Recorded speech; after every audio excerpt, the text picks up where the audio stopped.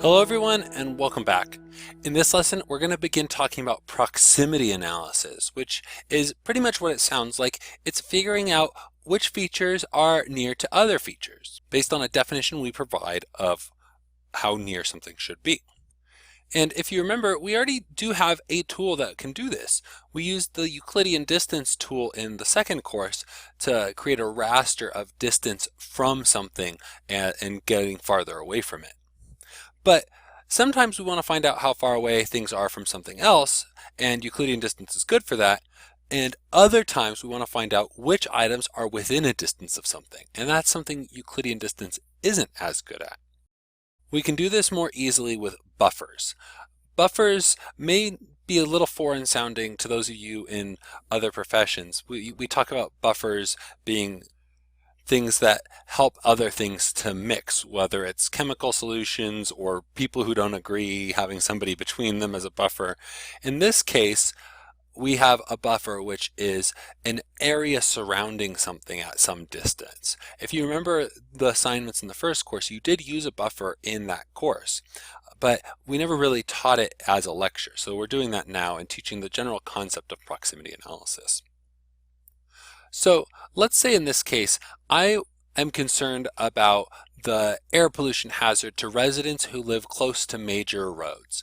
Now, there are minor roads that would run in between these gaps in these parcels here, if you recognize the parcels from the final assignment of course 2.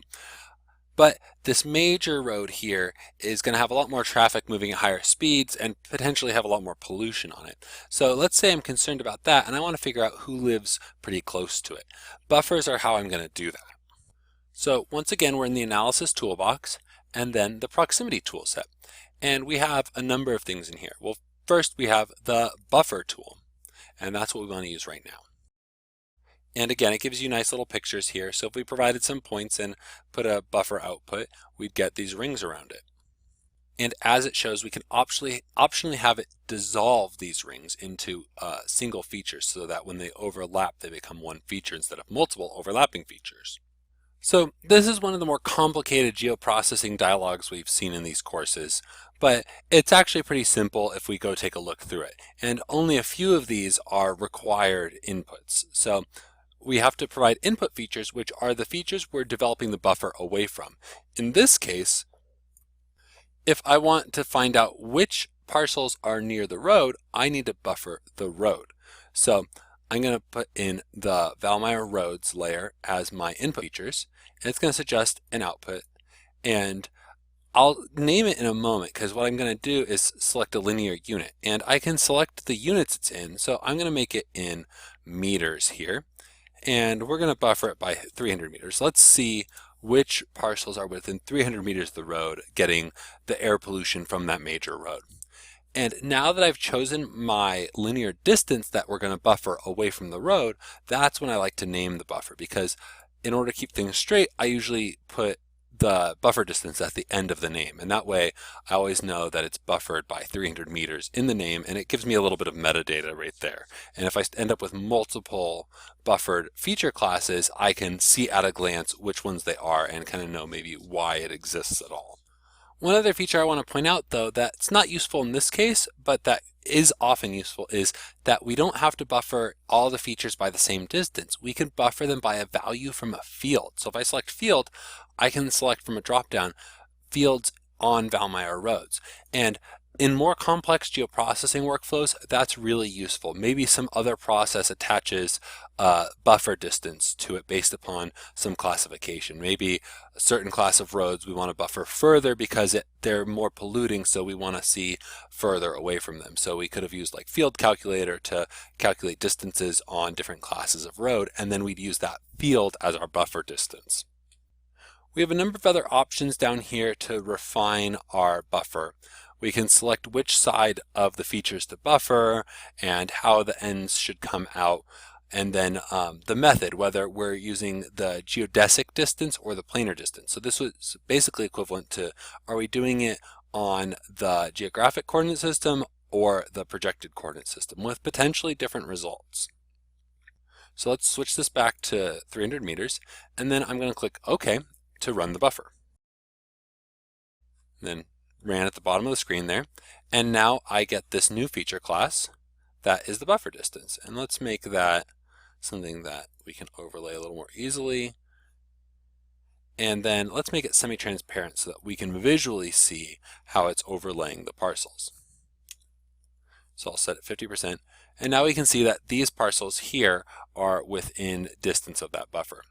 What I might do next in a normal workflow might be to spatial join from the buffer to the parcels, and that way I have an attribute on the parcels indicating whether or not they're within that distance of the road. And that's how I'd mark the parcels that they are getting that air pollution or whatever it is that we're trying to analyze. Now, what if I have a number of different analysis units I want to work with? Maybe I know that certain things happen when people live within 300 meters of the road, but I know that some other things happen at 600 and 900 meters. Well, I can do a multiple ring buffer in that case. So if I open it up, it's basically the same as buffer, but it runs it multiple times at different distances. So I'll select my Valmeyer roads layer here. And then I usually do the same thing here. I'll do 300 meter, 600 meter, 900 meter. And in here, I'll put 300, and then 600, and then 900. Now add that there, and then I'll select the buffer unit again as meters. And then it's asking what name to put on the output feature class, storing the distance for that particular buffer. Since we now have multiple buffers, we need a field to indicate which buffer it is.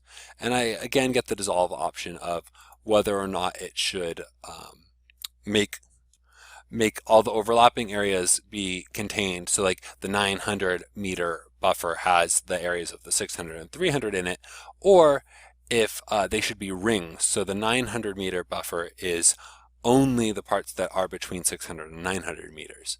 So let's do that. We'll leave it as all so that we get specific rings. And let's take a look. I'll click OK and run it. Again, it runs in the bottom right corner there. And now it's done. And let's make it semi-transparent again. And I can see that from here we have the 300 meters and then the 600 meters and the 900 meters. And now we can see that there's actually a road even further out up here. So that's where that other buffer is starting to encroach. And just to demonstrate that these are rings and not overlapping, despite the fact that there's transparency here, so we can see that the green's not behind it. If I select that, I get one feature. It's a multi-part polygon. So even though these look like they're separate polygons, they all get selected as one feature. And I don't get any parts in here selected. It ends here and goes from here to here.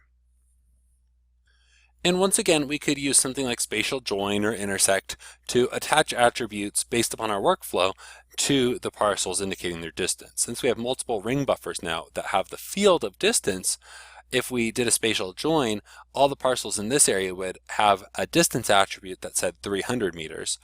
And then all the ones in this buffer here would have a distance attribute of 600, and the ones in here would have 900.